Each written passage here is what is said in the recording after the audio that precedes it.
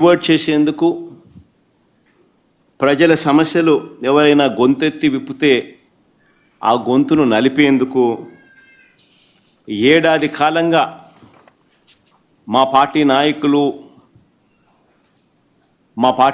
నాయకులపై చంద్రబాబు నాయుడు గారు పెడతా ఉన్న తప్పుడు కేసులు నిజంగా చూస్తే ఆశ్చర్యం కలిగిస్తాయి. ఎవరు గలం విప్పినా కూడా గలం విప్పకూడదు అనే ఉద్దేశంతో, విప్పనివ్వకూడదు అనే ఉద్దేశంతో తప్పుడు కేసులు పెడతా ఉన్నారు, టాపిక్లు డైవర్ట్ చేస్తూ ఉన్నారు. ఈ తప్పుడు కేసుల సాంప్రదాయాన్ని మరింతగా కొనసాగిస్తూ మొన్న కరెక్ట్గా నా ప్రోగ్రాంకు ముందు రోజున టాపిక్ డైవర్ట్ చేసేందుకు ఉపయోగపడుతుందనే ఉద్దేశం కూడా ఒక కారణం. రెండో కారణం, గొంతు నొక్కాలి ఎవరైనా కూడా తనకు వ్యతిరేకంగా మాట్లాడితే అన్న కారణం రెండోది. చెవిరెడ్డి భాస్కర్ రెడ్డిని అరెస్ట్ చేయడం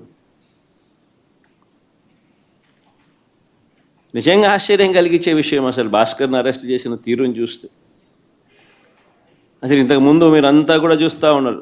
సంవత్సరం నుంచి ఏ రోజన్నా కానీ భాస్కర్ పేరు లిక్కర్లో ఎక్కడన్నా కనిపించిందా, వినిపించిందా? ఎవడన్నా విన్నాడా? ఎవడన్నా ఎప్పుడన్నా విన్నాడా?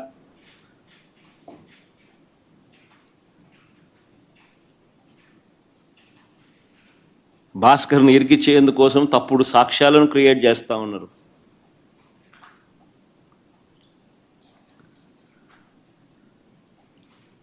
ఆశ్చర్యం కలిగించే విషయం ఏంటంటే, భాస్కర్ గన్మెన్ను అంటే పోలీస్ కానిస్టేబుల్ను పిలిచి భాస్కర్కు వ్యతిరేకంగా లిక్కర్ స్కామ్ ఏదో ఉంది అని, ఆ లిక్కర్ స్కామ్లో తాను ఏదో ఇన్వాల్వ్ అయి ఉన్నాడని, ఆ లిక్కర్ స్కామ్లో తాను డబ్బులు ఏదో ఉన్నాయని కానిస్టేబుల్తో స్టేట్మెంట్ ఇప్పించుకునే ప్రయత్నం చేస్తే ఆ గన్మెన్ ఆ కానిస్టేబుల్ ఎవరైతే ఉన్నారో ఆ కానిస్టేబుల్ ఇలాంటి తప్పుడు స్టేట్మెంట్లు నేను ఇయ్యలేను అన్నందుకు తనను కొట్టి చిత్రహింసలకు లోను చేస్తే ఆ దెబ్బలు తిన్న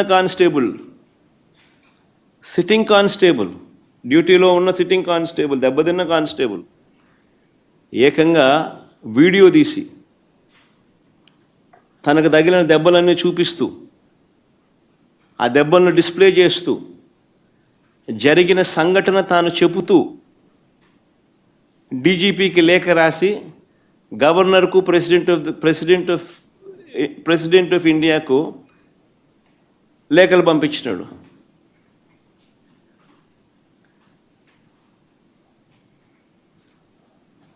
కోర్టులో కేసు వేసినాడు.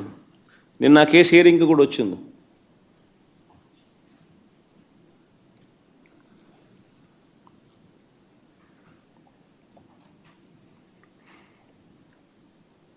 ఆశ్చర్యం కలిగించే విషయం ఇదంతా నిజంగా. చెవిరెడ్డి భాస్కర్ రెడ్డి పేరు సంవత్సరంగా ఎప్పుడు చూస్తూ ఉన్నాం. ఏ రోజు కూడా కనీసం ఎప్పుడు దీంట్లోకి ఎవరు ప్రస్తావించిన కూడా లేదు. గతంలో కూడా ఎప్పుడు సడన్గా భాస్కర్ పేరు తీసుకొచ్చారు. ఇప్పుడు సడన్గా భాస్కర్ను ఇరికిచ్చేదానికోసం సడన్గా ఒక కొత్త క్యారెక్టర్, ఇంకొక కానిస్టేబుల్ ఉంది, గిరి అని ఇంకొకరిని తీసుకొచ్చినాడు. అంటే ఒకడు విన్నాడు, ఒకడు వినలా. గిరి అని ఇంకొక కానిస్టేబుల్ తీసుకొచ్చాడు.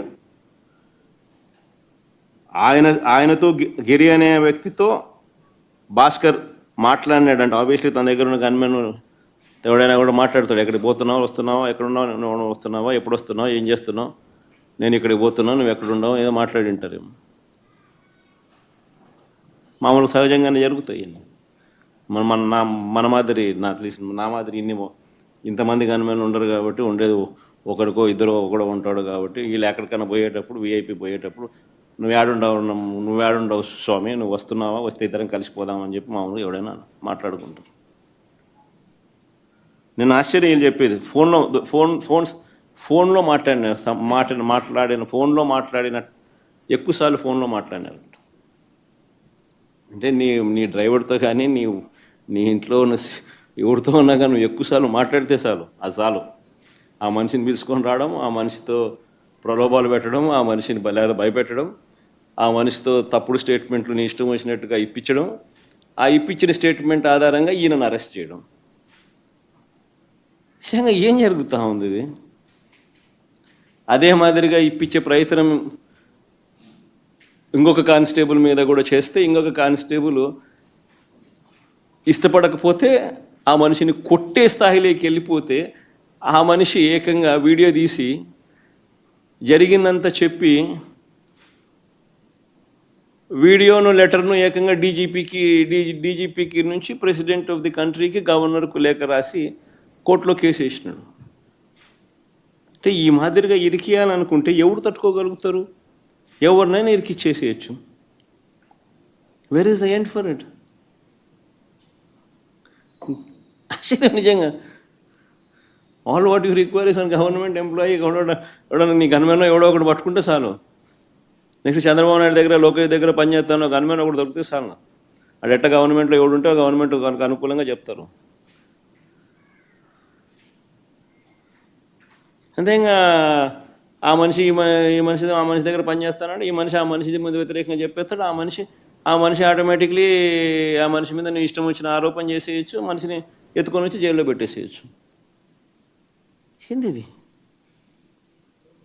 నిజంగా భాస్కర్కి జరిగిన పరిస్థితిని కానీ, లేకపోతే ఈ లిక్కర్ కేసులో జరుగుతూ ఉన్న దర్యాప్తు ప్రక్రియ కానీ, ఇవన్నీ కూడా చూస్తే నిజంగా సామాన్యుడు ఎవడు బతకలేడు. ఎవిడెన్సెస్ అనేటివి నువ్వు క్రియేట్ చేస్తూ ఉన్నావు, మ్యానుఫ్యాక్చర్ చేస్తూ ఉన్నావు. ఈ మాదిరిగా తప్పుడు సాంప్రదాయానికి నువ్వు నాంది పలుకుతే రేపు పొద్దున వ్యవస్థ బతుకుతుందా? నక్సలిజం అనేది ఇట్లాంటి దానిలో నుంచి పుడుతుంది. సామాన్యుడి మీద ఇట్లాంటి ఎవడన్నా ప్రదర్శిస్తేనే నక్సలిజం అనేది పుడుతుంది. నిజంగా రాష్ట్రాన్ని బిహార్ చేయడంలో ఎంతకన్నా